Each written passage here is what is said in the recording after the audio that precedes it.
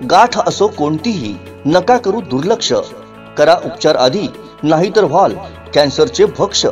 SSPM lifetime hospital Padve Sindhudurg, SSPM cancer centre, Mahatma Phule योजनेअंतर्गत कर्करोग तपासणी आणि उपचार पूर्णपणे मोफत। संपर्क 74 990 49 561 आणि 74 996 91 705। SSPM lifetime hospital Padve, SSPM cancer centre.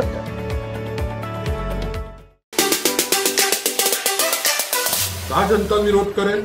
पण जमिनी लाटण्याचा प्रकार असेल, जमिनी लाटायचा असेल तर कोकणी माणूस मूर्ख नाही, बेवकूफ मत समजो हमें, बहुत अक्कल है, तैलबुद्धी आहे। सामान्यातला सामान्य हा माझा कोकणातला आपल्या सर्वांचा जो बंधू आहे, जो बिचारा त्या सह्याद्रीच्या कुशीत किंवा उन्हात भात शेतीत काम करतो, त्याला शहरात दिसणाऱ्या सुशिक्षित पॉश मॉलमध्ये वावरणाऱ्या माणसाला जेवढी अक्कल आहे ना, त्याची जास्त अक्कल या कोकणी माणसाला आहे। कारण त्याला पारंपरिक विजडम आहे, काय जपायचं काय नाही हे त्याला बरोबर माहिती। मला एवढंच म्हणायचंय की या प्रकल्पाच्या निमित्ताने तुम्ही दडपशाही पहिली थांबवा। आत्ताच कोणतरी म्हणत होतं आणि मी आजही वाचलं, ही सीट कोण लढवणार, ती सीट कोण लढवणार, सुपडा साफ होईल तुमचा। 1 वर्ष अगोदरच सांगतो, भाजपचा सुपडा साफ होईल आणि शिंदे सेना ही जी आहे 1 सीट येणार नाही। माझं आव्हान आहे, जनता जेव्हा ठरवते तुम्ही जनतेचा मान सन्मान ठेवा आणि उदय सामंतांनी कृपा करून खरं बोलायला चालू करा, सत्य बोला। दीपकबाई केसरकर हेलिकॉप्टरमधून फिरायला लागली, म्हणजे जनतेचा संपर्क नाही तो नाही, हवाई दौरे। मला डाऊट यायला लागला, म्हणजे ही जनता आता एकदम कसपट समान। आरोंद्यात जाऊन सांगता इथे पर्यटन प्रकल्प, मला डाऊट यायला लागला आरोंदा जेटीबीटी चालू नाही ना होत, पत्रकारांनी पत्रकारिता करावी। कारण तिथे पोचले आणि म्हणायला लागले, फार पूर्वी होतं तेव्हा विठ्ठल कामत नाव होतं, आता विठ्ठल कामतांचं जग बंद आहे गेले 15 वर्ष।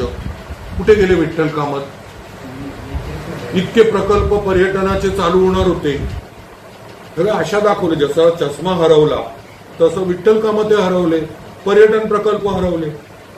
मला काय म्हणायचंय, अहो दीपकबाई, आंबोलीत जो बंद पडलेला प्रकल्प आहे 17-18 वर्ष, कोण म्हणते त्याला जमिनीसह त्याची किंमत 25 कोटी रुपये, 3 वेळा त्याची डागडुजी झाली। आंबोली सारख्या एका थंड हवेच्या पर्यटन स्थळी तो प्रकल्प 17 वर्ष बंद का? आमदार म्हणून उत्तर द्या।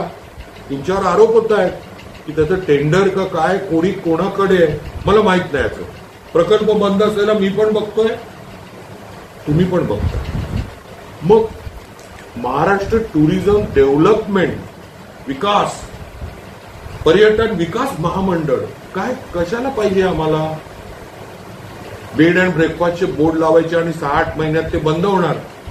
न्याहारी आणि कुठली निवास योजना या आणि शेजारच्या रत्नागिरीतून हजारो कोटी प्रतिवर्षी पर्यटनाच्या माध्यमातून तयार होतील। आमचे दिवसभरातले सर्व अपडेट्स, ताज्या घडामोडी आणि थेट लाईव्ह पाहण्यासाठी सबस्क्राइब करा, लाईक करा कोकणचं नंबर 1 महा चॅनल कोकण 7 लाईव्हचं YouTube चॅनल।